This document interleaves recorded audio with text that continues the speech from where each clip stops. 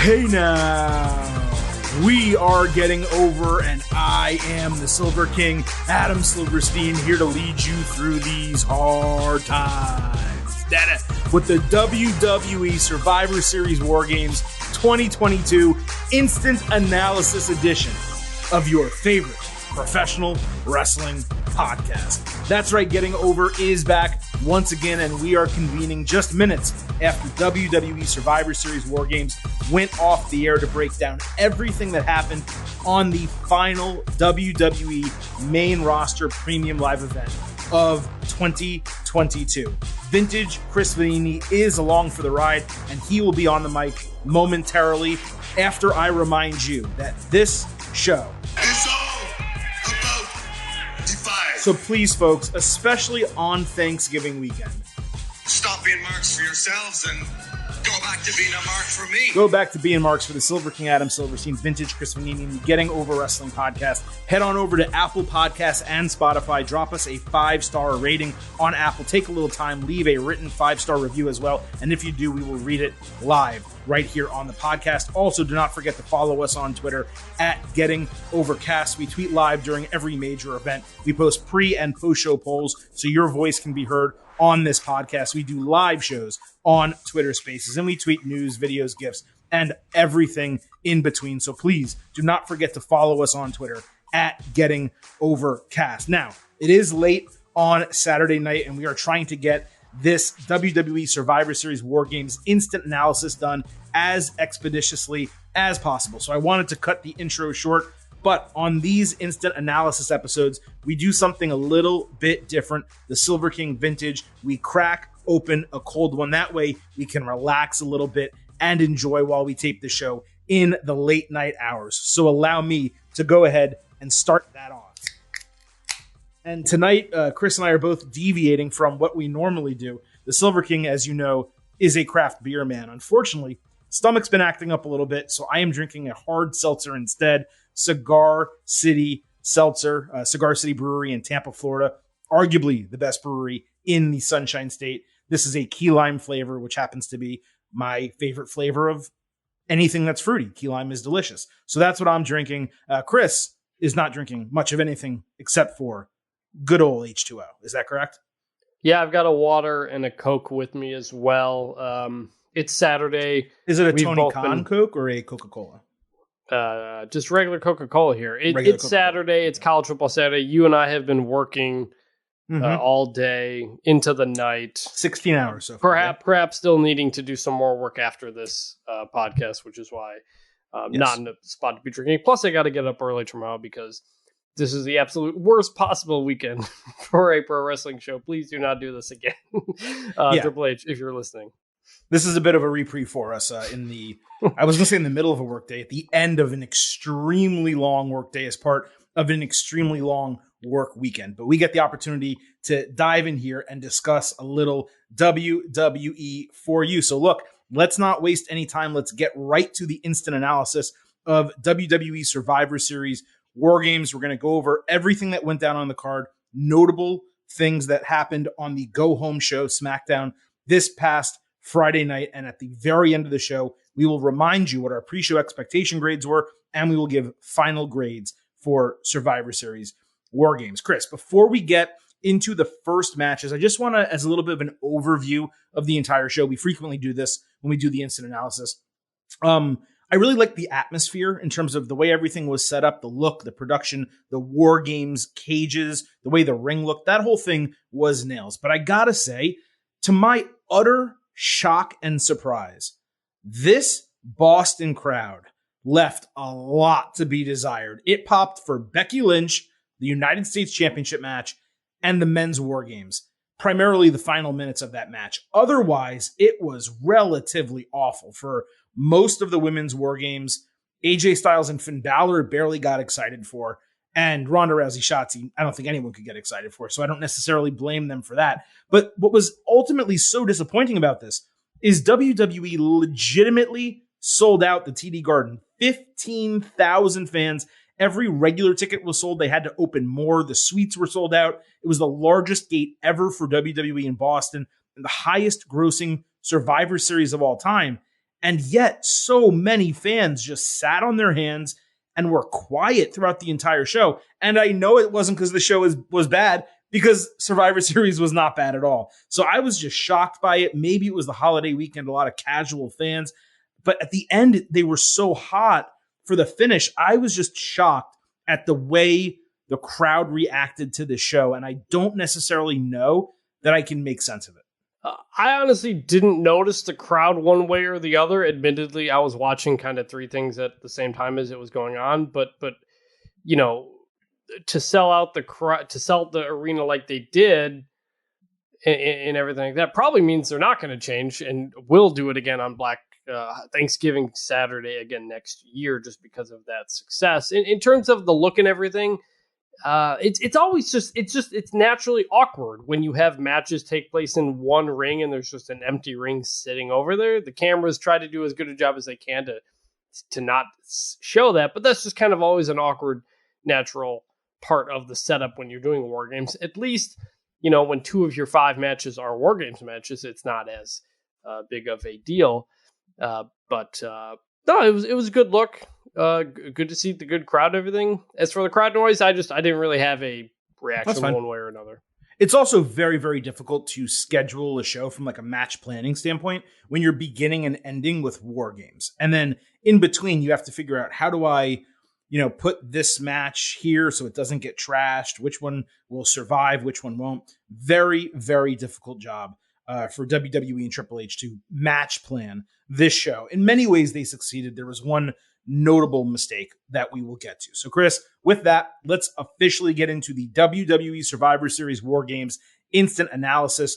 We're going to kick things off with the main event, the men's WarGames match, the Bloodline against the Brawling Brutes, Drew McIntyre and Kevin Owens. Now, before we get to the match itself, we have to discuss what happened on SmackDown, because so much led into this match. So on SmackDown, Sami Zayn was about to enter the Bloodline locker room when Kevin Owens intercepted him. Zayn told him to leave, but KO asked, "Hey, Sami, what happens when you do everything you're supposed to do, but you make one mistake that pisses Roman Reigns or someone in the Bloodline off?" Jey Uso ends up cracking the door to the locker room so we can listen to their conversation. Owens pointed out how Reigns treats his own blood, saying if he was Zayn, he would strike first and turn on the Bloodline. Jey burst through the door after KO left, and he asked Sami, "Hey, have you spoken to someone already since getting here?" But Sami straight up lied to him, which pissed Jey off even more. Jey was later shown telling Jimmy everything that happened while getting extremely upset. I just thought this was a really smart way to give Jey some legitimacy to his concerns about Zayn, even if they were previously unfounded. It was a really well done segment. It played into both the individual and the group storylines. My one problem with this is in 2022, Jimmy or anyone else could have just watched the footage. And Sami should be smart enough to know that. So him lying to Jey at all was kind of nonsensical. Yeah, but credit to Sami Zayn, though. Like, he lied, like, just perfectly. Just the acting, like the pausing and then the no. Like, it was like a little thing, but he did such a good job of, like, thinking whether or not he should lie and then lying. Like, it felt like real life. It felt like how a normal person would respond in that situation. And as he later said, it wasn't so much lying as it was omitting information, which it's a thin gray line, and a lot of people will argue that's still lying, especially people in relationships. But nevertheless, he did draw a distinction between the two. So that led us to the main event of SmackDown, which was the Usos against Sheamus and Drew McIntyre for the WarGames advantage, no title on the line.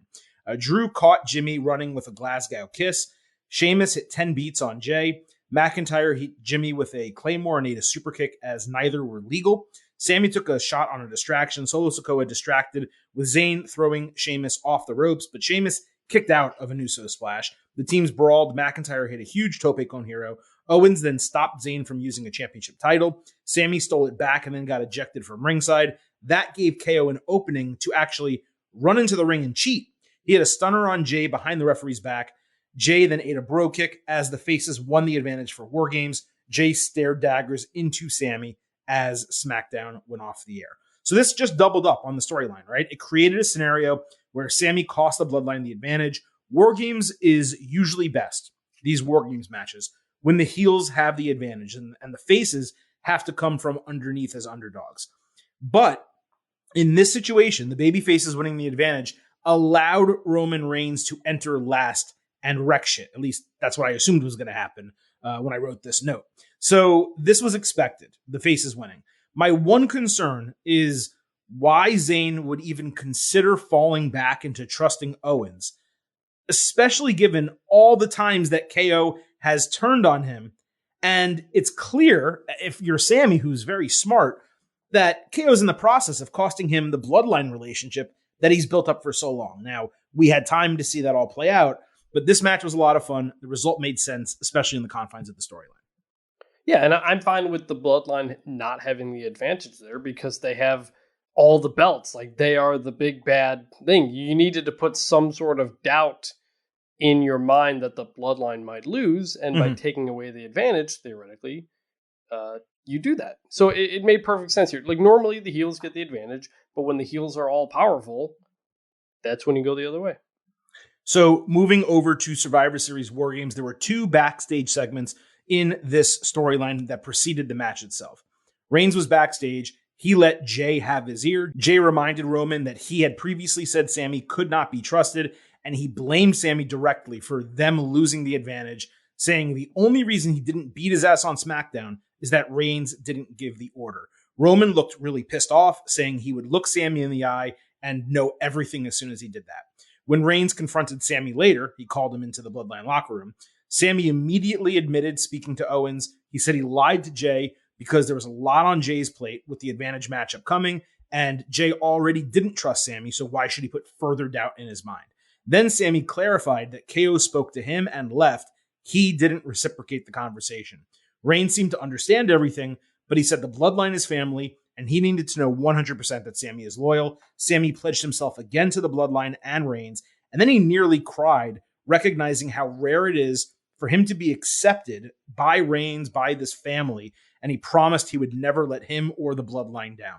Roman stared at him for a little bit, then he rose to smile. He hugged Sami, but while he was hugging him, he gave a stern look that the camera caught. Now, before the match, Jay also asked Roman, I said 2 segments, it was actually 3. Jay asked Roman if Sami lied to him when he had the face-to-face conversation, and Reigns was vague in his reply. He said that he looked Zayn in the eye and he saw everything he needed to see. I found all of this to be incredibly interesting. It goes back to what I just said in that Reigns could have just watched the footage and then asked Sami about it and known the truth while he was having the conversation with him. But okay, you want to suspend disbelief, that's fine. Zayn, I think he wanted Sami to admit it.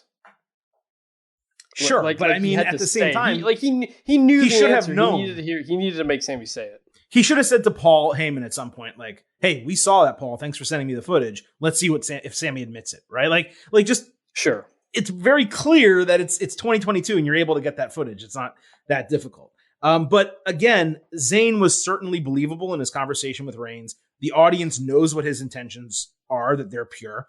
And seeing Roman get serious at the end was enough of a little tease to know, hey, you know what? Maybe things aren't all hunky-dory, at least in the long term. I loved that they did this on the premium live event. There were only 5 matches on this show, and they made the men's WarGames match really feel like 2 matches because it got so much time to develop a storyline and then play it out during the match itself. Yes. I like that whole setup. I like getting multiple segments with them throughout the show. This is how you tell a story throughout a pay-per-view, just like a regular episode of Raw. So it was a great build-up heading into the match to kind of set even more on the table. All right, so let us finally get to the main event itself. The faces came out first. The Bloodline came out as an entire faction, and the camera shot of them entering was just fantastic.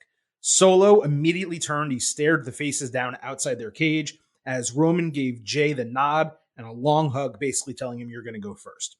So Reigns sat in the corner of his cage while everyone else, both in the women's match and the other competitors in the men's match, all stood. He was the only one that somehow had a stool or a chair or something in there.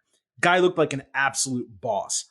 Butch kicked things off with Jay. Holland came in second. He destroyed Jay with a ton of running corner splashes plus a high-low with Butch. Jimmy was ready to enter second, with Roman instead pulling him back into the cage and sending a surprised Sami Zayn instead. Sami was basically forced to team with Jay. That was the point of doing that. They worked together for a little bit. Then they argued with Butch moonsaulting them off the cage. McIntyre came in and dominated them both with a future shock DDT to Zayn before Jimmy grabbed 3 tables. Jay shoved Sami while they were arguing over a table, with Jimmy eventually splitting them up. McIntyre hit 2 Glasgow kisses as Owens brought in chairs to hit the Usos. He nailed Jay with a cannonball and a swanton. Then he threw chairs literally at both Usos' heads. When Zayn rose, they ended up standing off but not scrapping. Owens put Jimmy through a table before Solo cleaned house. KO and Solo brawled in the middle, with Sikoa no-selling a cage shot and 2 super kicks, as Owens then ate a back body drop onto the steel grate, with Solo and Drew then laying each other out. Sheamus was next to get in. He went on a total run with a great avalanche white noise on Sikoa. Reigns sauntered down last and regrouped the bloodline on one ring, specifically giving Jay a hand up as the teams stood off from each other. Reigns struck every single member of the Faces. He had a Superman punch on Sheamus before all the Faces did 20 to 25 beats between the rings against all the Bloodline guys in like a very choreographed spot. Reigns dodged a bro kick with Sikoa eating it for him, only to hit a spear on Sheamus for a broken fall. Zayn beat down Butch and screamed at him on Reigns' behalf for breaking that fall. Butch ducked as they brawled, with Jay accidentally super kicking Sami right in the face, which got a huge crowd reaction. Jimmy looked infuriated at him. Roman noticed while he was on the canvas. The Usos then took Butch out with an avalanche 1D, with both of them standing on the top rope. They double super kicked Holland, with Reigns spearing him through a propped up table. Sikoa took McIntyre out with spinning Solo through a table. KO then stunned Sikoa on a broken fall, with Reigns and Owens eventually standing off in what we thought were the final 2.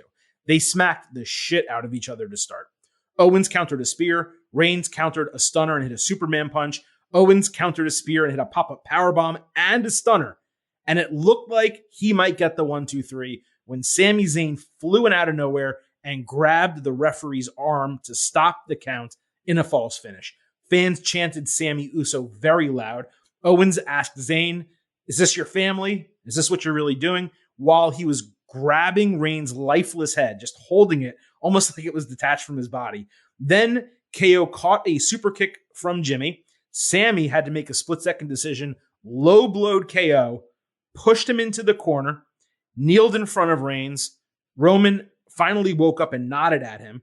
Zayn immediately drilled Owens with a haluva kick and then threw him down prone on the canvas and pointed at him as Jey Uso briefly hesitated, then climbed the ropes and hit the Uso splash for the 1-2-3, with the Bloodline winning in 38 minutes. And then after the bell, Reigns opened his arms wide, with Zayn running into him for a hug. Roman nodded, pat him on his back, and smiled. Jay then gave Sami not 1, not 2, but 3 huge bear hugs as the crowd popped massive. Jimmy dapped him up with their handshake. We didn't really see what happened with Solo because they cut to replays, but he did stand next to Zayn in the finish of the show, and Reigns lastly stood over Owens, staring down at him as the show ended, with Zayn once more pledging his loyalty to Roman Reigns and the Bloodline. Chris, there's really only so many words that can be used to praise things and praise professional wrestling. And I try to rotate them on the show. I'll say something's tremendous or incredible or excellent, brilliant. You pick the word. This match story and this finish to WarGames was all of them. And you know what? Fuck it. It was stupendous.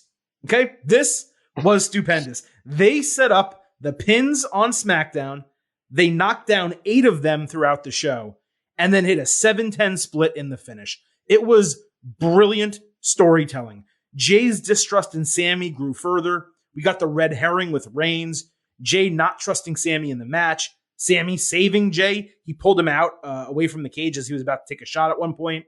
He saved Roman. He turned on KO. He allowed Jay to get the win as a clear olive branch. Reigns seemingly made Sami a permanent Uso. Jay fully accepted him for the first time ever.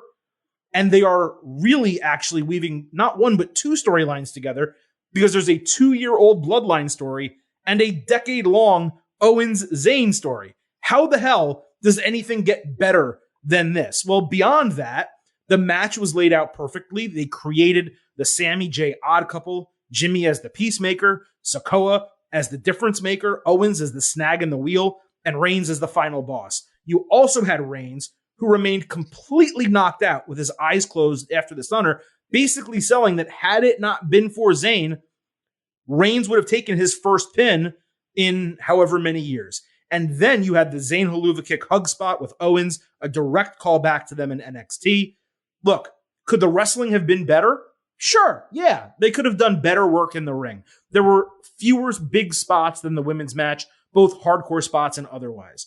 But this was completely storyline driven, and in that, it was executed perfectly. Round of applause in particular for Sammy, KO, Jay, and Roman. This was one of the best individual match stories and finishes in wrestling history.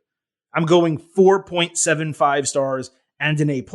And when I rewatch it tonight, there's a very good chance I'm at 5 stars come Tuesday's show. The word I would use to describe that match is cinema.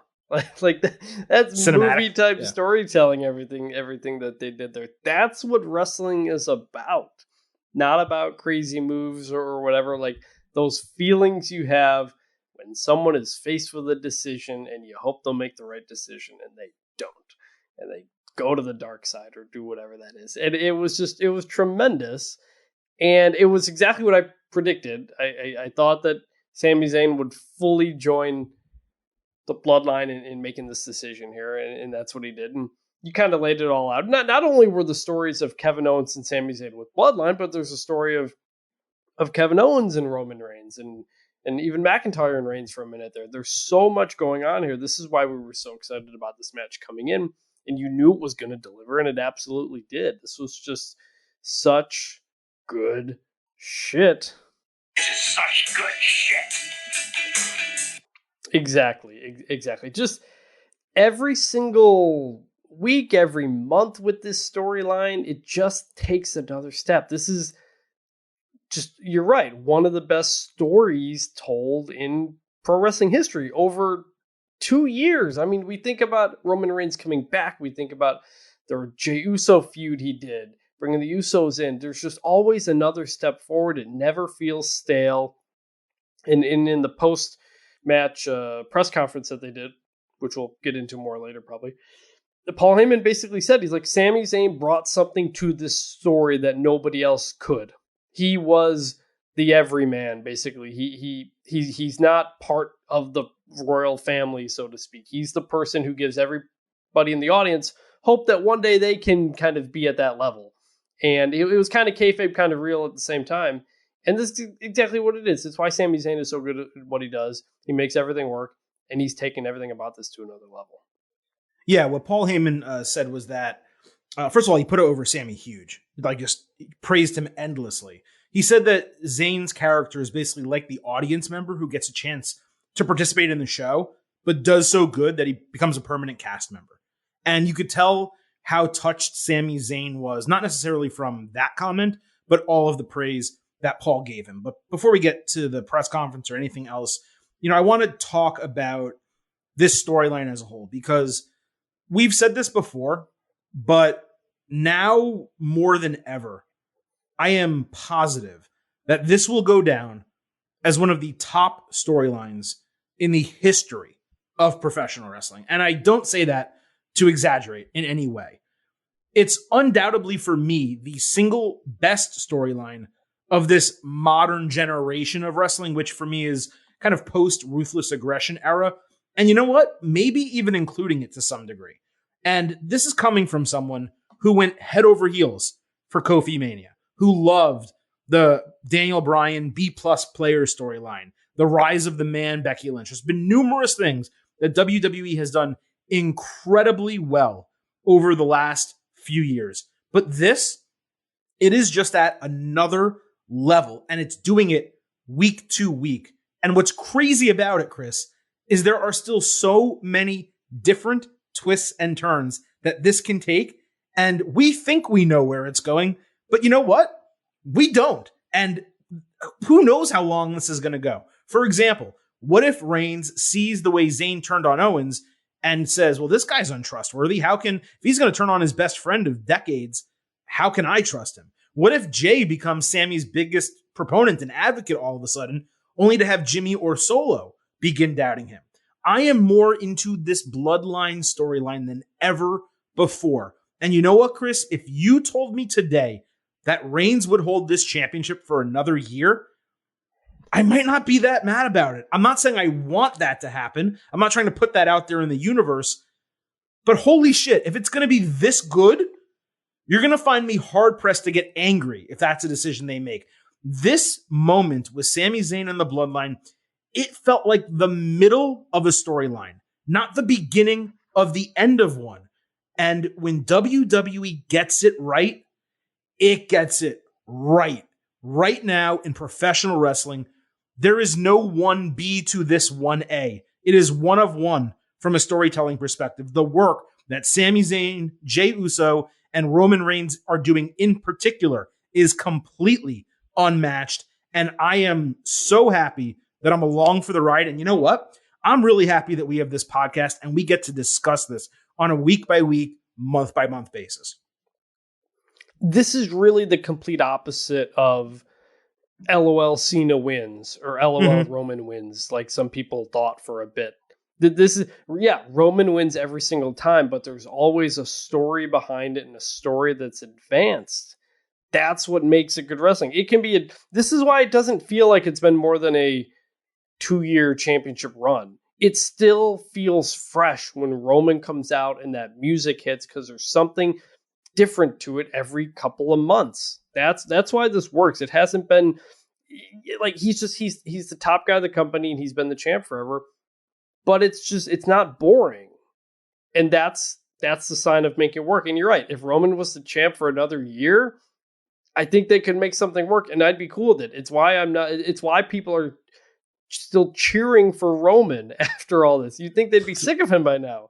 The heels won this, and they got a massive ovation. All of them. Well, part of it was Sammy, but part of it was they're generally popular. It's not normal that someone will hold the belt for this long. You'll get sick of them at some point. They're not on TV every week. Roman isn't, and yet people are excited because they've told a great story.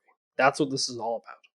Yeah. One other cool note from the Sami Zayn press conference before we move on. He said that Survivor Series 1997 in Montreal was his first ever wrestling show that he attended. And then he's looking back on it tonight, 25 years later. He not only main evented, but was the featured act on the exact same show. That is absolutely wild. And there's a lot of people who have been major Sami Zayn fans from day one in NXT. And I'll admit, I liked him a lot. Talented in the ring, great character actor, great foil for Kevin Owens. Was always a fan in NXT going to the main roster. I never considered him among my favorites. Just wasn't necessarily my pure white meat babyface cup of tea, which is what he had been doing largely in NXT. And those fans that have been with him from the very beginning, and some even further than that, from El Generico back in the independents, to see what he is doing now, what he's accomplishing, he is arguably, next to Roman Reigns, the number 2 protagonist in WWE right now. It is an absolutely wild turn of events. And for Paul Heyman to give him his flowers, for him to get featured the way he did with Roman Reigns and Jey Uso, and for us to be talking about him the way we are now, I just got to give him as much praise as possible. He deserves this. Like the "you deserve it" chant, right? It's overplayed. And what's good is in WWE, we haven't heard that in a very long time. But if that chant was appropriate for anyone in a non-title situation, it's for Sami Zayn. He deserves every single thing that he is getting right now. And I don't know if it started off like it was supposed to get to this point. I don't even quite remember how Sammy got involved, but there was a long period of time where they just had him doing nothing. Well, I'll tell you how it started if you don't remember, and it has been a long time. You're right, because he was doing the conspiracy thing for a while, and he made that interesting, and that kind of transitioned into this, I think. Well, he was doing the conspiracy theory angle for a very long time, and unfortunately, the one negative with Sami Zayn is WWE never produced the documentary film that we were promised with Sami Yes. Zayn's conspiracies that he was supposed to release. So that was a huge mistake, that they had the cameraman following around and all that great shit. We never got it. That was terrible. But Sami Zayn, he was doing the conspiracy theory thing. He had the Intercontinental Championship feud with Jeff Hardy and everything that transpired with that. He eventually lost the championship. He went on a losing streak, and he was searching for some way to become relevant again and to, restart the next era of his career after suffering so many losses, getting screwed over in his mind out of the Intercontinental Championship, numerous matches, championship opportunities, all that type of stuff. So he saw the Bloodline as the most dominant faction on SmackDown, and he thought, if I can align myself with them, that will be the way to resurrect my career. And that's how everything started. And we went from that to now Sami Zayn main eventing Survivor Series WarGames alongside Roman Reigns, a undisputed, 2-year champion, Jimmy and Jey Uso, the longest reigning tag team champions in WWE history, the entire familial faction, arguably the greatest faction the WWE's had in decades. And Sami Zayn is the single most entertaining part of the entire thing. That's the genesis of it. Yep. And I do not think that started with the idea of, and by Survivor Series, he'll be the focus of the main event. Definitely not. I don't think that was the plan. That's a credit to Sami. It's a credit to Sami. It's a credit to Paul Heyman and Roman Reigns for recognizing what's going on. And over the last couple of months, where shit has really popped off in a major way, the credit, in addition to Paul Heyman, who's playing a large role, it also goes to Triple H. I am the game, JR. There is nobody that eats, sleeps, or breathes this business more than me. All right, so that is our wrap-up of the men's WarGames. We still have 4 matches left on this card, and we're going to go right into the show opener. The women's WarGames match, Bianca Belair, Asuka, Alexa Bliss, Mia Yim, and a surprise 5th entrant against Damage Control, Nikki Cross, and Rhea Ripley. So we're going to talk about what happened on SmackDown. And then, of course, we will get right to Survivor Series WarGames. So SmackDown opened with Damage Control in the ring, and Bayley immediately demanding an answer from Bianca Belair. Very quickly, Becky Lynch made her return to a huge, huge, huge pop. Becky immediately charged to the ring. She elbowed Bayley in the face, and the women brawled. It was so typical Becky, just like going and hitting someone with her team saying, well, I guess we're fighting. And they all just took off and started beating the shit out of each other. Lynch took out Bayley. Then she stood off with Ripley.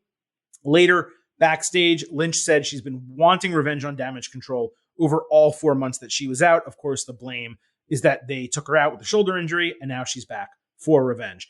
This was no doubt a hot moment. I don't want to get it twisted. Becky's return was huge. The crowd loved it. But for it to suddenly happen, like 2 to 4 minutes into SmackDown, it really, for me, left a lot to be desired.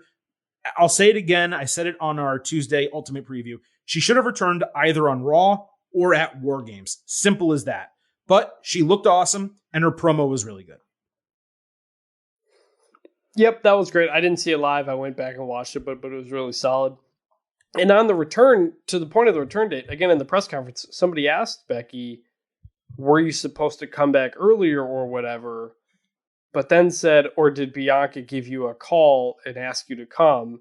That opened up the door for Becky to give some mix of real and kayfabe answer, where she said she was in Ireland for her brother's 40th birthday, but Bianca gave her the call and sent her a jet and said, we need you. And so she came. So I don't know. It didn't quite give us the actual answer of whether or not when she was originally supposed to show up or why she didn't, but would have been better for Monday. Maybe she couldn't make it, but it's good to see her back. Yeah, I mean, this was planned out. This was not certainly a sudden thing. She's apparently and seemingly been cleared for like over a month at this point. So it seems like they planned this out and they chose to do it in the way they did. I really think they botched their return just in terms of to maximize the impact and effect. Again, was it the worst thing in the world? No. The SmackDown crowd still gave her a really good response. Shockingly, Providence, Rhode Island, I'm not saying it's a bad crowd, but not one of the bigger cities they could have done it in. Nevertheless, it worked. So we got Becky Lynch as the 5th member of the babyface team. So let's get to the WarGames match. A reminder, the heels had the advantage here. They won that advantage, I believe, on Raw this past Monday. So this match opened with Belair and Kai. Michael Cole did a great job selling Dakota's WarGames experience. This is the 4th time she's been in the match. Io Sky showed out with a crossbody suicida between the rings before glitching out while trying a Meteora in the corner. It was really strange. Asuka and Io had a great sequence. Nikki Cross threw in garbage can lids and kendo sticks and then slammed the door on Asuka's head before hitting a fireman's carry Michinoku driver, which was a great move. Bliss came in, cleaned house with lids. Belair broke a kendo stick for no reason that I could tell. The women traded stick shots with Cross climbing up, sitting on top of the cage, manically laughing at everyone below, and then eventually deciding to jump off on a crossbody into the other 5 women. Bayley brought in 2 ladders and a table. Then she did a sunset flip powerbomb of Belair into the turnbuckles. Yim came in, added more weapons. The women all wound up in corners for a series of superplexes and avalanche suplexes. Ripley entered with the heels taking over. Yim threw a chair straight at her head and then hit a running cannonball into both her and the chair, only to get caught in the ropes eventually and drilled with a garbage can lid 5 times. Becky cleaned house, coming in last, and hit a flying leg drop on Io, who was draped in a trash can around her body while hanging off the ropes. It was a great spot. Becky stood off with Bayley, and then she stood off with Ripley. Asuka misted Ripley in the face. Bayley hit Becky with Rose Plant on the steel grate for a broken fall. The women all climbed in one corner for what would have been like a mega super duperplex. But Cross nailed Belair in the stomach with a kendo stick to stop the entire thing. And the crowd was really disappointed. They actually booed. But it would have been really dangerous if they actually tried to do that move. So it was really smart that they didn't. Bayley took a bad powerbomb to the back of her neck, but she seemed to be okay. Io hit a crazy moonsault off the top of the cage onto Belair and Yim. The crowd just did not react. I can't even explain that. Bianca looked to seriously hurt one of her knees. The referee was all over her. He radioed to the back, but she continued the match. Cross tried handcuffing Bliss onto the cage or rope, but Bliss instead locked the handcuff on Cross and then did an electric chair into a trash can, taking both of them out. Ripley put Yim through a ladder to counter a sleeper in a nasty spot. The ladder just split right in half. It was awesome. Becky and Belair went after damage control. Dakota flipped out of KOD, but immediately ate a manhandle slam. Io escaped the manhandle slam, but immediately ate a KOD. Belair put Io and Dakota on a table. Becky climbed all the way to the top. Belair hit Bayley with a KOD into the cage, which really didn't seem too effective. I don't know why they did that. And after she did that, Becky flew off the top of the cage for a spectacular double senton bomb through the table and the 1-2-3 on Dakota Kai in 40 minutes. This was exceptional. Just an absolute banger. And what I thought was going to be an impossible match to try to meet or exceed for everyone else on the show. Becky showed zero rust and delivered the spot of the match in her second night back to WWE. The younger women, Io, Cross, Ripley, Dakota, Michin, they all got to shine. Dakota was the clear MVP of the match. She sold her ass off. There was, I would say, as much focus on the younger wrestlers than the veterans, if not more. The couple near injury spots, it did take you out for moments, but that happens in WarGames. Every WarGames I've ever seen, there's a couple moments like that. Actually, with the exception of the men's main event tonight, it was the one time that I've never seen like legitimate injury scares in this match. I loved the individual moments that we got with Asuka and Io, Becky and Ripley, Cross and Bliss, and many others. I thought it was tremendous bell to bell. On top of that, the right team won and the right person won. You really couldn't ask for much more. It's an A match for me. I'm a little bit between 4.5 and 4.25. As with the men, I'm going to start on the lower end of the grade, 4.25 stars and an A. But I was super impressed with what the women put together. Yeah, this was probably the match of the night just from the wrestling excitement. The spots and wrestling, without the story. Yeah, like it had lots of several big spots. Like usually you expect maybe one, but there were a lot. These all 10 of these women really balled out, gave a great performance. Great to see Becky back. Kind of surprised they brought her back and immediately had her jump off the top of a cage. But she said afterward that her ass hurts, but hopefully she's okay. Hopefully Bianca's okay. That's the danger of doing these matches and doing these big spots. Like you said, there's always an injury scare with these. I went to Blood and Guts for AEW, and I think it was Santana who got injured. I think it was Santana, like tore his quad walking into the ring that match. And he had to lay on the side of the cage for like 20 minutes. It was insane. These are violent and scary matches. They're not great to do. Triple H said that in the press conference. But you deliver on a moment like that, and it worked. And the right people won, and Bianca got the pin. I'm sorry, Becky got the pin like we expected. So it all worked out. It was great. It did. I don't actually have much more to say on this other than, it's okay if Becky ends up kind of getting into a feud with Bayley, because it does seem like that's what's coming here. There also seems to be a sub feud with Ripley, with Becky. Those are the two people that she squared off with. We got the look between Ripley and Belair 2 weeks ago, I want to say it was, on Raw, a quick glance backstage. So there's a lot of teases on potential feuds upcoming. I think I'm okay with really any direction they go, as long as Bianca Belair is no longer feuding with Damage Control. Is it fair to say that? Yes. Like, anything else they do is fine, as long as that is not part of it. Yes, I have been done with that for a long time, and it probably will. Like you said, if we set up Becky, Bayley, the tag champs, Sky and Sky can go do their own thing. And Bianca was asked in the press conference who she'd like to fight at WrestleMania. She mentioned Rhea Ripley and Charlotte Flair. I don't know if those are the next feuds for her, but I think we all figure it's trending in one of those two directions for Mania.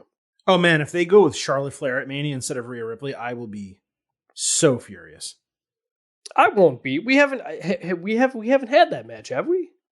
No, but I'd love to see it. But Rhea Ripley, Bianca Belair is the match right now. It's the. I mean, I know people are going to say Becky Lynch and Ronda Rousey. We'll talk about that a little bit later. Charlotte, the number one match right now in WWE in terms of the women's division is Bianca Belair, Rhea Ripley. I disagree. I don't.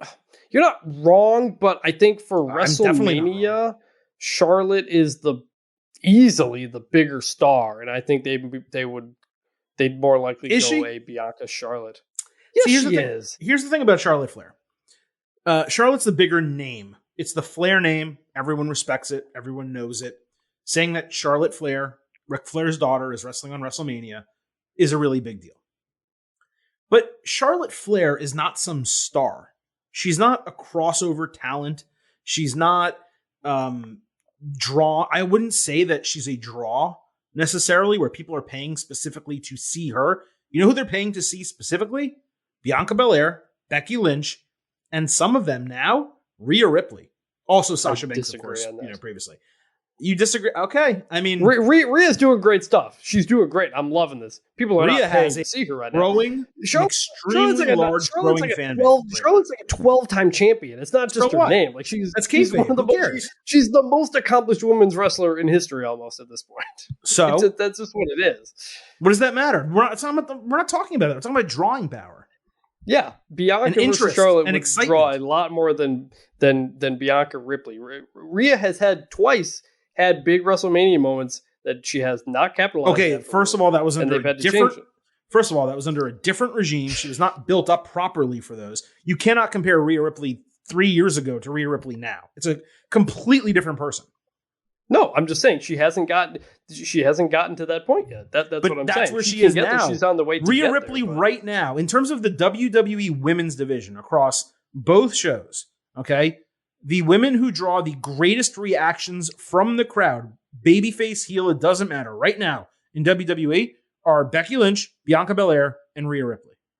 Yes, but Charlotte's been gone for months. That's for part of the reason. So she comes back, she does her same promo style, and people boo her. I was there for her match against I don't remember who it was, and she was flipping off the crowd and getting huge reactions. So do not undersell what Charlotte King. I'm not underselling her. She's fantastic, and she's super important, and she has incredible name value. What I'm saying is, what is going to get current WWE fans more excited for WrestleMania is Bianca Belair versus Rhea Ripley, not Bianca Belair versus Charlotte Flair. Now, if you want to talk about the casual audience and what might bring in viewers who are non-typical, when you say, Flair is wrestling this champion who we're seeing a lot in the media, then I could buy that argument from you. That's totally fine. But in terms of the people who are watching the product, the 2 million people who watch Raw and SmackDown every single week, I guarantee you, if we took a poll, they want to see Bianca Belair, Rhea Ripley a lot more than they want to see Bianca Belair and Charlotte Flair. I agree, but that's not what WrestleMania is about. So. Okay. I think WrestleMania should be about putting the best possible matches that pop your fans on the card. Put Charlotte Flair on the card. Agree. Put Charlotte Flair in a huge match on the card. Totally. Don't do this one. But you know what? Now that we're talking about it this way, I'm kind of thinking it through. They could do Rhea Ripley, Beth Phoenix, Charlotte Flair, and Bianca Belair. Fatal 4-way? No, separate. 2 separate matches. Oh. Because they built the Rhea Ripley, Beth Phoenix feud. If it was me, I would do that feud at Royal Rumble. And then I would have Ripley beat Beth Phoenix and then become number 1 contender. Yeah. That's what I would do. Yeah, no, that can work. Okay. All right. Enough booking the damn territory and looking ahead. How many months is it now to WrestleMania? What, 5? Let's go back to Survivor Series WarGames. 3 matches left to break down. Let's go to the United States Championship. Seth Rollins defending against Bobby Lashley and Austin Theory in a triple threat. Get right into the match here. Lashley hit a flatliner and DDT combo on both other guys. Then he helicoptered Theory into Rollins. Theory used the steps on both guys. Rollins went on a run of topes that felt old school for him in the best possible way. Lashley got Rollins in the hurt lock. Theory put him in a sleeper. Rollins caught Lashley with a pedigree for a false finish. Lashley avoided a Phoenix Splash with Theory tossing Rollins outside and hitting a rolling blockbuster. Lashley countered A-Town down into hurt lock, but Theory countered in the corner for a pin attempt, with Rollins flying out of nowhere during the pin attempt for a frog splash and false finish. Rollins escaped a Theory attempted pedigree. Lashley then locked both of them in a double hurt lock simultaneously, but got rammed backwards into the corner. Theory dodged a spear with Lashley flying into the corner. Rollins delivered forearms to both of them. Rollins then found them both on the ground in that, crouched position. Rollins was going to stomp just Theory, but instead he jumped off his back for an extra leverage airborne stomp on Lashley. Then he picked up Theory and hit the superplex, and he went to go do the Falcon Arrow when Lashley speared Rollins in the midsection, with Theory falling directly on top of Rollins for the 1-2-3 to win the United States Championship in 15 minutes. This was brilliant match planning and a great piece of booking.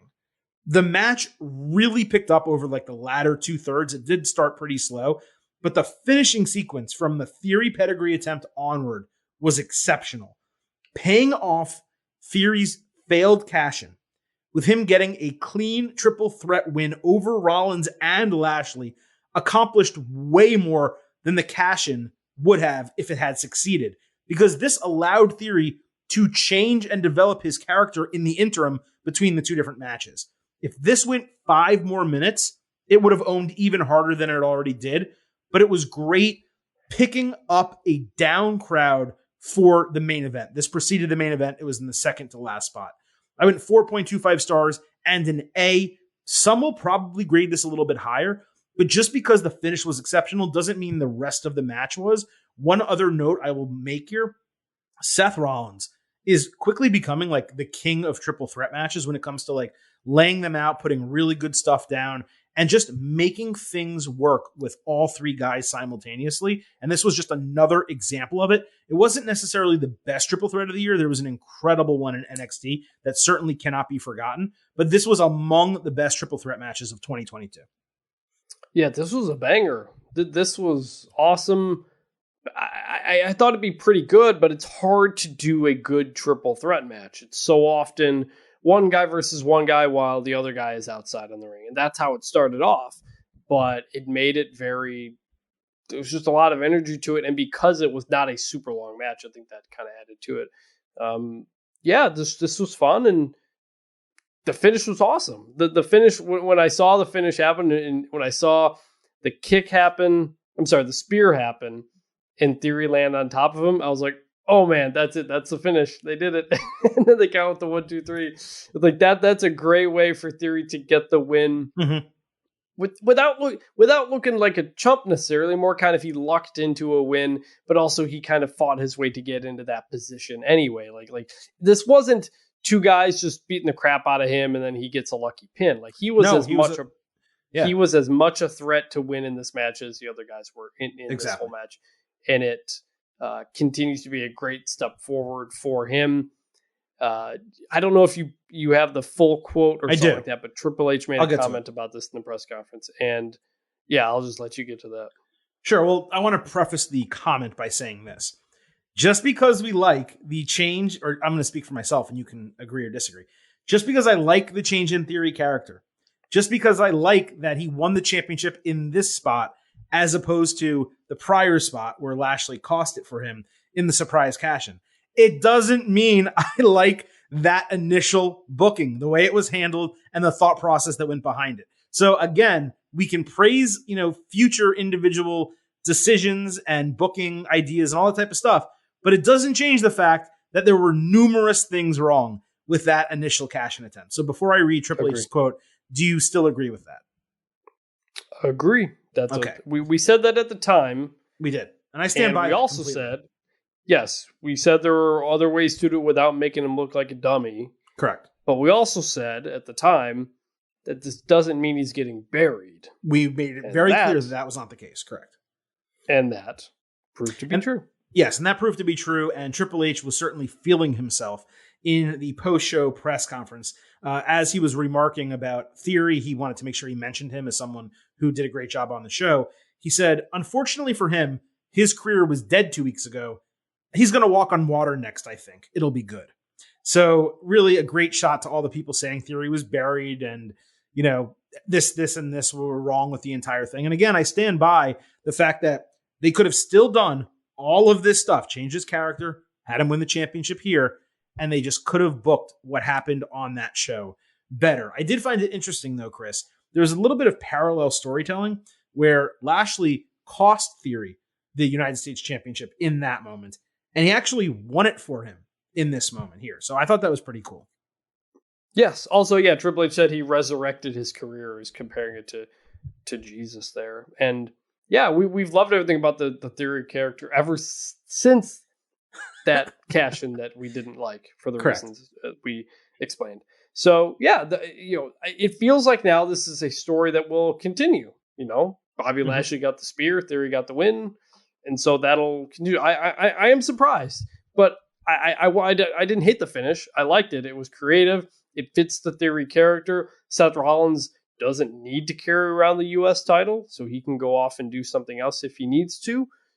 We both picked him to retain it. It seemed like it'd be weird to have a short reign, but I've got no problem with the change there, and you can free him up now to go do just about anything. So that's the thing. Who knows where this is going at this point, right? Like the United States Championship, let's not forget, it is the top title on Raw right now. Roman Reigns is not losing one of those championships anytime soon. So now you have your top men's title on the show. Let's not forget, there's no tag team championship either. So the only men's championship that is still on Raw is that title. And it now belongs to, I don't have his age in front of me, but what is he, 25 years old? This is still a neophyte in many ways, right? Who they are really banking on to be able to carry that title and be involved in major storylines because, Bobby Lashley said he was going to continue to pursue it. Seth Rollins, he's not one of the three people that we mentioned who's heavily involved with Roman Reigns right now. Those are clearly Kevin Owens, Sheamus, and certainly Drew McIntyre still is involved with him. Rollins has made quips about wanting to go after the Universal Championship or the undisputed WWE Universal Championship, but he's not really in a position to do it. And the guy that holds those titles isn't on his show. So I don't exactly know where this is going to go. Maybe this is a situation, Chris, where Theory is being used as a transitional champion to get the title back on Lashley sooner than later. I could certainly see that happening. But then again, as we've talked about with Lashley, he seems to be pegged for a rubber match with Brock Lesnar, whether that's at the Royal Rumble or at WrestleMania. So WrestleMania is still plenty of ways away. If they want to switch the title and have Theory drop it to Lashley around Christmas, they could certainly do that. Lashley could still drop the title and then still fight Lesnar without the championship on the line. But with all three of these guys, to me at least, it is not clear what direction any or all of them are going, whether it's still together or whether it's separate. Right. That's the issue when you don't have a world champion on Raw, is that you have all these talented guys and they have to do something. And, we did Theory Lashley in the summer. It was okay. It felt like it went on a bit too long and it didn't need to. That was a different Theory character. Now Lashley's a heel, even though everyone's going to cheer for him. I don't know. I really have no idea where any of this is going to go. I just know that they put together a great match at Survivor Series, and that was worth the time. They absolutely did. So let's go to what many would say is the exact opposite of that. The SmackDown Women's Championship, Ronda Rousey defending against Shotzi. Quickly on SmackDown, Shotzi and Raquel Rodriguez were attacked by Rousey and Shayna Baszler backstage. The heels slammed Rodriguez's arm into a road case. Raquel screamed in pain, supposedly got rushed to the hospital. The crowd gave them major heel heat, and they laughed at Raquel and called Shotzi a coward. Rousey's eye makeup on SmackDown, by the way, was like more absurd than usual. I couldn't even believe what I was seeing. Shotzi came down to fight. They planned a tag team match with those four. Instead, she came down for a handicap match, and she ran really hot at the bell. Rousey gave her an armbar over the ropes. Raquel came down after a couple of minutes in a makeshift sling just to make sure Shotzi wasn't by herself. Rodriguez failed on multiple moves due to the arm. Rousey pulled it, Baszler stomped on it, etc. And then Rousey eventually won by tapping out Rodriguez via armbar submission in 3 minutes and 30 seconds. Rodriguez was later diagnosed with a possibly broken arm and dislocated elbow, so it seemed in that moment that they might be writing her out for a bit. They gave more information about that on WarGames. I'll talk about it in a moment. But then Shotzi said it's not the first time she's ever been bullied, but Raquel Rodriguez was the first person to ever actually get her back. Then she promised to shock the world. This got really good heel heat on Rousey. It also got some good sympathy on Shotzi and Raquel from the Providence crowd. I thought that was a positive development in all phases, short and long term, and I could definitely see Rousey against Rodriguez as the Royal Rumble championship match. Yeah, I thought this did a better job of getting the heel heat on Ronda as opposed to helping Shotzi. I'll get into more about that after the match we talk about, but Ronda's doing a good job as a heel. It's really the first time she's actually been a full-on heel in the company, and I think she's doing a good job with it, and she seems to be having more fun with it. Right. She's not a tongue-in-cheek, sarcastic heel. She's like a piece of shit. Like, this version of the character is. All right, so let's get to what happened at Survivor Series WarGames. So the match began. Baszler pushed Rousey out of the way at ringside. She ate a tope suicida for her. Ronda countered a flying crossbody for a side slam. Rousey was super aggressive, like talking shit during the match. She also did that on the kickoff show. They just kept laughing at Shotzi. Shotzi booted Rousey, but the crowd didn't buy the importance of the move, even though commentary sold it really well. Then she bounced off the ropes outside for what was supposed to be a tornado DDT, but Rousey didn't let go of the ropes, and she completely botched the sell of it. Shotzi took Shayna and Ronda out with a crossbody off the barricade into four fans who were planted in chairs at ringside. Rousey hit an avalanche arm drag back in the ring, rolled into Piper's Pit, hit the armbar, and got the submission and title retention in 7 minutes.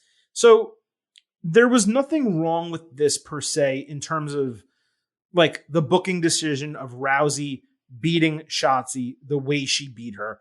And, normally I would criticize a 7-minute women's match on a show, except the men's singles matches and even the triple threat, they actually weren't that long. And really, Shotzi shouldn't be going that long with Rousey.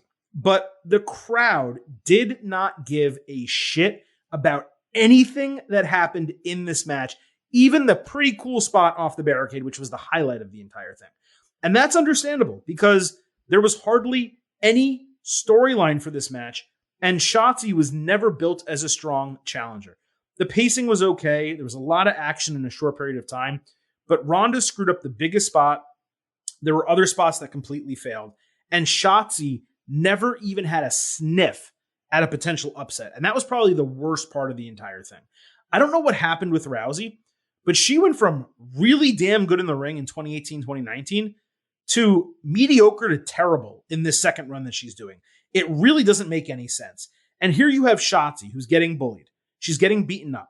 She's dedicating the match to her two dead fathers. She lost a stepfather and a biological father in like the last calendar year. And she does all of that only to lose in 7 minutes, never even having a chance to actually win the match. This wasn't a huge disappointment because I had no expectations going in, but this was really rough. There were even "We Want Sasha" chants at some point during the match that forced WWE to turn off the crowd microphones. It was a really poor part of the show, brought the entire thing down. It should have been the second match on the show coming out of women's WarGames. Instead, they did it third, which was the wrong thing to do. It was the one mistake Triple H really made on this card. I went 2 stars and a C-. Yeah, I said beforehand, this could be a great match or it could be a terrible match. It felt like there was a wide range of possibilities. It was definitely on the lower end of that spectrum. And my biggest issue with this whole thing is that the point of this should have been to make Shotzi into somebody worth paying attention to. Mm-hmm. And they didn't accomplish that. They did not give her much of a story. She wins the number one contenders match like 2 or 3 weeks ago, and then has to beat Shayna via roll up, and then has that handicap match sort of on SmackDown. There was no story behind it. We didn't get to know much about her character, so there was no opportunity to get a groundswell of support of fans behind her. Mm-hmm. Then you have this match. It's not very long, and Shotzi never even gets into a position where she could win it. And that was incredibly disappointing. There was never oh my God, Shotzi almost beat Ronda. Like, people didn't feel like they had a reason to care about it going into it, and the match didn't give them a reason to care about her coming out of it. And that's, I think, a real disappointment. Ronda has become a much better heel, as I said. That is good, but you're only as good a heel as the babyface you're beating or tormenting. And they did not put Shotzi in that position to do that, which I think hurts everybody. And that's just really disappointing. They kind of had a shot to do something there with a new person to get them in a spot, and they didn't do it. I don't really put any of this on Shotzi either. This is the booking. Yeah, well, Shotzi's also like an all or nothing wrestler. Like, she's going to do some wild shit, and it's either going to work or it's not. So when you put someone like that against someone like Rousey, who, again, is just not wrestling anywhere near as well as she previously proved capable, then you're almost setting yourself up for a disaster. What I did find interesting is, remember all those people who were criticizing like the Ronda Rousey Liv Morgan matches and the way Liv Morgan was booked? When you compare it to this, when you juxtapose it head to head with Shotzi, it's night and day. Okay. I know that, we may have wanted a little bit more from Liv, but it was way better than what we just got with Shotzi. But look, this continues. Something we've said for a long time. The women's booking across the board since Triple H has taken over has been a little bit rough. Some of that, I think, was, at least on the Raw side, due to booking plans changing with Becky Lynch getting injured, them really stretching the Bianca Belair damage control storyline out because they wanted to do the WarGames match. Now that that's over, I'm relatively confident that on the Raw side, things are going to get fixed. But on the SmackDown side, the roster is horrendous. There's no one who's right now a legitimate challenger for Ronda Rousey other than, Liv Morgan if they wanted to run that back, which they should not. Raquel Rodriguez is going to be out 4 to 6 weeks in kayfabe / reality. I'm sure that they're writing her off for a real reason. I don't know if it's actually the arm and the elbow, but she is going to be out of action for a month and a half, basically through the end of the year, probably, I would assume, making her return at the Royal Rumble or just before, maybe to build the storyline with Ronda Rousey. But the SmackDown Women's Division is in a really, really bad way right now. And there is nothing, like, we've talked about the men's side getting a little bit stale on Raw and SmackDown, and they decided not to do the draft in November. My assumption is they're going to do it after WrestleMania. But the men on both shows are relatively fine. There's enough talent and enough diversity of talent where it's kind of working. I just kind of want them to just say screw it and just shuffle up the women's roster and just shrug and just say, hey, we changed people and that's how we did trades and that's what happened. Like, I don't even care if there's a kayfabe explanation. They got to fix the women's roster on SmackDown. It's really bad. Yeah, because if you want Ronda Rousey to get to where she needs to be, she has to have more credible opponents, and she doesn't right now. And yeah, beating Emma isn't going to do shit for you. No, beating Emma, beating Natalya, beating Shotzi. We've done Liv Morgan enough times now. Like, it's got to be, she can't be just kind of treading water until the Royal Rumble, unless she's taking a month off. I don't know. But I like where Ronda is. I like that she's a heel. I generally like the work she's doing. But if we still got 4+ months until we get to WrestleMania and maybe doing it with Becky, we got to figure out what we're doing over this next month. And I don't know what that is. We'll see how much comes into clarity. That's not the way I meant to term it. We'll see how much clearer the picture becomes in the coming week on Raw and SmackDown. And we can go from there and discuss it. Not on Tuesday's show, but next Tuesday's show, because this Tuesday, we already have plenty to talk about from SmackDown, along with, of course, everything that goes down on Raw. We have one more match here at Survivor Series WarGames, AJ Styles against Finn Balor. Both guys came out, made their entrances in different masks. 9 minutes into the match, the faction members battled at ringside and then into the crowd, so that left one-on-one Balor and Styles. Balor hit all his signatures on Styles in a pretty dominant run that looked like it was going to be the end to a short match. Instead, Balor tried a Styles clash. AJ countered. They exchanged Pele kicks. Balor caught Styles with a gutbuster and a fireman's carry neckbreaker over his knee. Styles flipped off the ropes for an inverted DDT.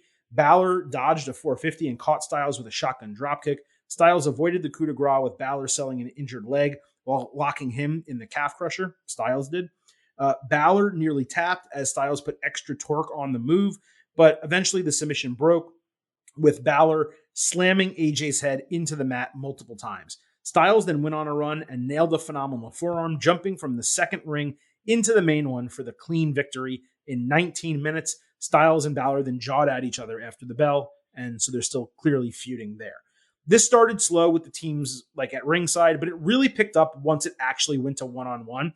The two things I did not expect were a clean finish and Styles beating Balor.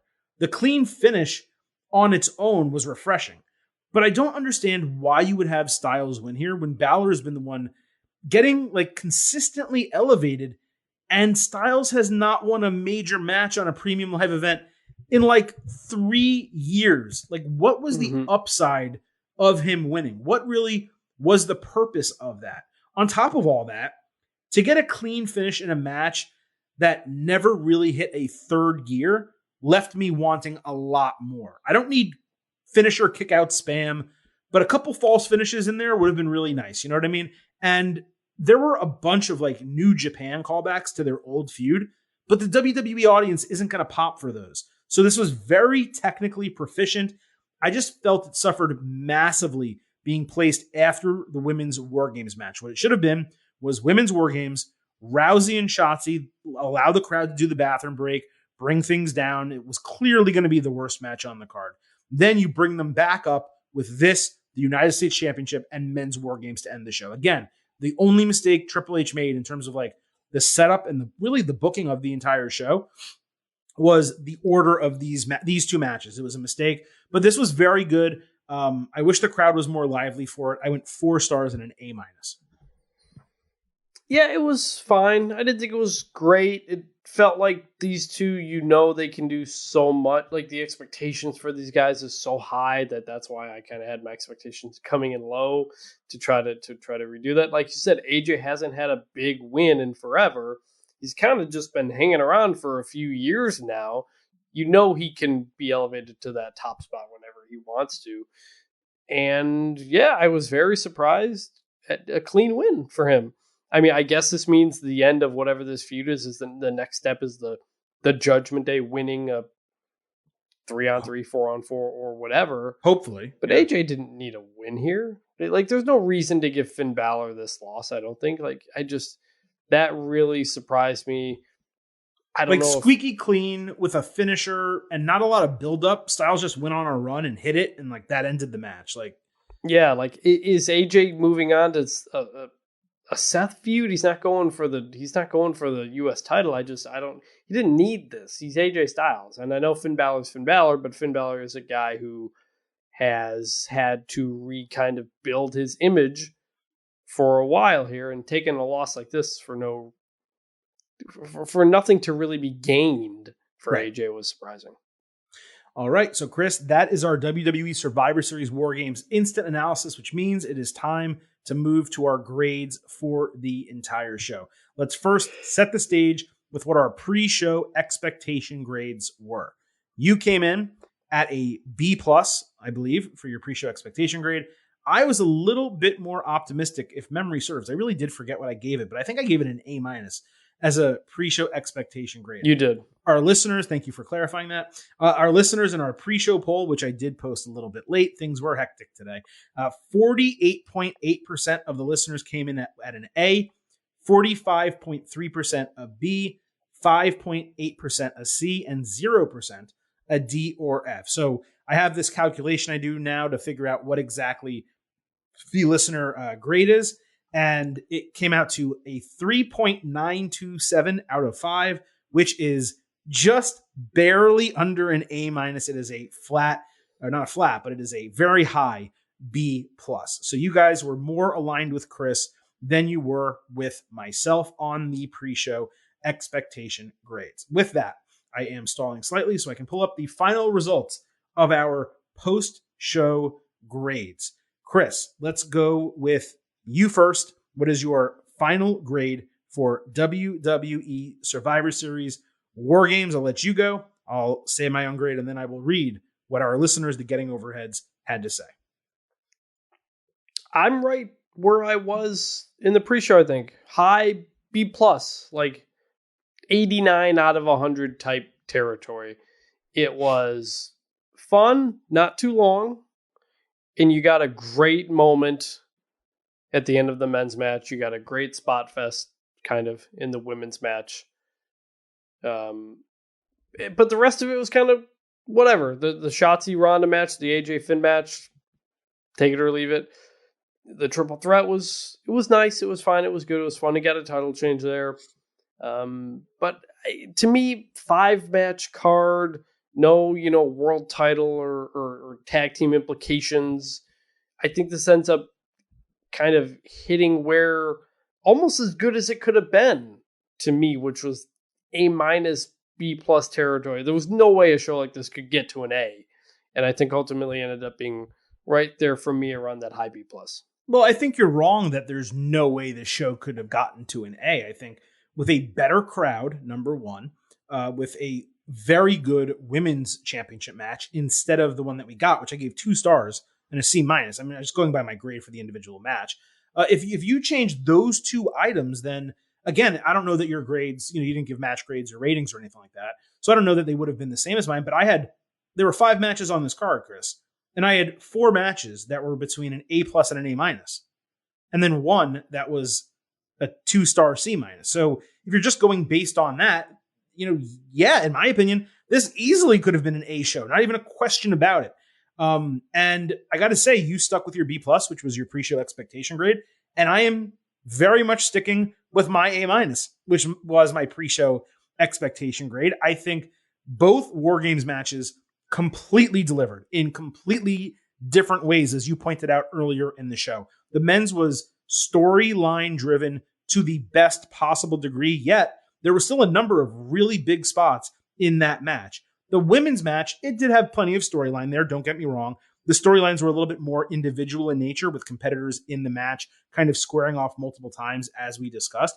But there was the overarching storyline of Damage Control with Bianca Belair, Asuka, and Alexa Bliss, not to mention them injuring Becky Lynch and then her coming back for Retribution on them. Sorry, Mia Yim, I didn't mean to say Retribution and give you flashbacks to any bad stuff, just in case you happen to be listening. But the point overall, Chris, is that was more of a spot fest. There were just huge moves, really exciting moments. So we got 2 completely different WarGames matches that both, in my opinion, completely delivered. And then you had, what I didn't expect to necessarily be the match of the night, but the United States Championship probably got more of a reaction from the crowd than anything else on the entire show. They freaking loved it, and those guys put on an absolute banger. And then AJ Styles and Finn Balor, even if it wasn't the best match they could possibly put on, and you want to say, hey, maybe they slept walk through it a little bit, or maybe they left something on the table for future matches, it was still an A minus B plus match. It was great. The only negative on the show was a 7-minute Ronda Rousey match. The show was over 3 hours, and 7 minutes of it weren't an A. So no, I am 100% in the A range. I am sticking with my A minus. Very good show. I would even say it slightly exceeded my expectations. Now, in terms of what our listeners, the Getting Overheads, had to say, the final results of our poll are higher in every single, I would say, positive area, but also slightly in the negative area as well. 60.5% thought this show was an A. That's compared to 48.8% on the pre-show.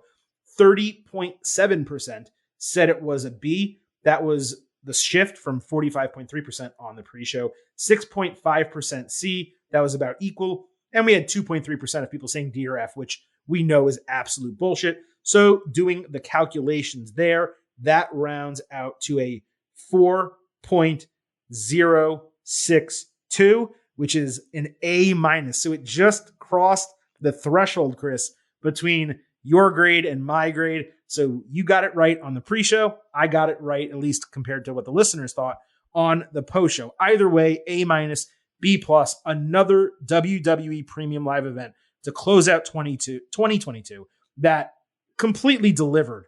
You know, that's the best way I can put it. Like, when you have these shows, the point is not to leave angry, not to leave upset, not to really leave wanting more. And what WWE accomplished is it told some great stories, it put on some great wrestling. And what's always the most important thing we always talk about, they make me want to watch the TV product. I am now very interested to see what happens this coming Monday on Raw and next Friday on SmackDown. Yeah, I agree. Well, I think I gave Full Gear and this both a B plus, but they're two completely different shows. Yeah. So it's just it really always is impossible to compare AEW and WWE pay-per-views, basically. But I just think, kind of in the context of other shows we've gotten this year, and maybe to me the relatively low ceiling this had, I go with that slight B plus. But it was a good show. You know, in the end, I think my WrestleMania grades back in the spring were maybe boosted by the fact I was there in person. Mm-hmm. And I think probably this show and maybe Full Gear were maybe cut back a little bit due to the fact that I'm also watching two college football games at the same time as the show. Yeah, it's just generally distracted because I got to do it for work. So we do it by far a the best unique situation. Can. Yeah, and also I've been in Indianapolis with the wife's family this week, so it's just so much is going on. But look, it was a good show. You know, I don't know if we want to say any more about the press conference afterward, but Triple H had some things to say about kind of the future of WarGames. Let's go ahead and save that for our Tuesday WWE show. On that show, by the way, we'll break down everything else that happened on SmackDown that we did not cover tonight, and plenty happened on SmackDown that had nothing to do with Survivor Series WarGames. And we'll also talk about everything that happens this coming Monday on Raw, the first show after Survivor Series WarGames, and additional notes from Triple H's post-show press conference, which really were not specifically about this event. They were more just about the future of WWE Premium Live events. We'll cover them all on that show. I did want to double back really quick and just touch on something that you mentioned in your analysis a moment ago, which was it's almost impossible to compare WWE Premium Live events and AEW pay-per-views. And in that vein, it's also very difficult to compare matches from both companies. Now, certainly there's some, right? If you're going to talk about a pure work rate match like Walter Ilya Dragunov, or I should say Gunther, or Gunther Sheamus, right? And compare it to another great work rate match in AEW, you can do that and things can be pretty equal. But just as an example, okay, we've done 2 instant analysis episodes. We've watched 2 pay-per-views, premium live events, I think, in the last 3 weeks. And I gave 2 matches 4.75 stars. One of them was the 6-man tag team match, the trios match in AEW, which was Death Triangle against the Elite. And the other was the men's WarGames match here on WWE Survivor Series WarGames. Well, those are completely different matches. The AEW match was pure work rate. There was some storytelling elements in there as well, absolutely, with the hammer. But I would say it was almost the exact flipped situation here for WWE. The match was like pure storytelling with a couple really good technical aspects and work rate elements within it. Both, to me, 4.75 star A+ matches I will watch again, matches that completely entertained me, that were highlights of the shows, but they were drastically different. So when people get into this, tribal aspect of one show is better than the other, I mean, look, if you have a preference and you just only care about flippy spots and work rate stuff, then AEW is probably your brand. If you like much, much more storytelling, then WWE is your brand. But if you're someone like myself, probably like you as well, if I can speak for you, who likes both, aspects of professional wrestling, and sometimes you prefer one more and sometimes you prefer the other, and maybe that's based on a storyline or who's wrestling or the circumstances or whatever it might be. That's why we watch and enjoy both WWE and AEW. And I will say, a show like this, Survivor Series WarGames, it speaks to me a little bit more as a long-term wrestling fan now for decades than a show maybe like Full Gear, where it's just work rate, work rate, work rate, work rate. And yeah, there's storylines, of course, but it doesn't hit you as emotionally as, for example, men's War Games did. I had an emotional reaction to the end of that match that just, for me, took this show over the top. So this being an A-, that being a B+, it's splitting hairs. They were both great shows, both great ends for the individual companies, for the main roster, WWE and AEW, to conclude 2022. And there's only one more premium live event remaining in this calendar year. That is NXT Deadline on Saturday, unfortunately, December 10th, the same day as the Army-Navy game, the same day as the Heisman Trophy ceremony. I cannot get away from wrestling interfering with college football, but that is the next one. We will have an ultimate preview for that. We will have a live pre-show on Twitter Spaces for that, and we will have an instant analysis podcast for that. Chris, on the way out, is there anything else you want to say before I wrap things up and send the people home happy? No, just hope we can get Survivor Series matches themselves back in the future. It would be great to get traditional Survivor Series matches at next year's show at a minimum. And, who knows what the plan is for Judgment Day and the OC plus Mia Yim. Maybe they will do something like that on a future TV show or premium live event. We will find out. So let's go ahead and wrap up this edition of the Getting Over Wrestling podcast. Allow me to tell you what is coming up here on the show. As I mentioned, we will be back on Tuesday. Short turnaround with our next WWE episode. We're going to cover everything that happened on SmackDown, as well as the Raw after Survivor Series WarGames. We'll then have another episode on Thursday, breaking down everything in the world of AEW and NXT. All that stuff I mentioned about Deadline, NXT Deadline, that is 2 weeks from now. So you're going to get the whole package, ultimate preview, pre-show, live on Twitter Spaces, and the instant analysis, along with, of course, pre- and post-show polls on our Twitter account at Getting Overcast, the exact same spot. You can listen to those live shows on Twitter Spaces. Please, of course, do not forget to follow us on Twitter at Getting Overcast, because beyond all of that stuff, episode drops, you find them first on there. We tweet about wrestling news all week and tweet live during all the major shows. And I would be remiss if I ended any edition of the Getting Over Wrestling podcast without reminding you that this show is all about Defiance. So head on over to Apple Podcasts and Spotify, drop a 5-star rating on Apple, take a little extra time, leave a 5-star written review, and if you do, we will read it right here live on the show. Thank you all for joining myself, Vintage Chris Vanini, tonight for our WWE Survivor Series WarGames instant analysis. For Chris, this is the Silver King signing off and leaving you with just 3 final words. Bye for now.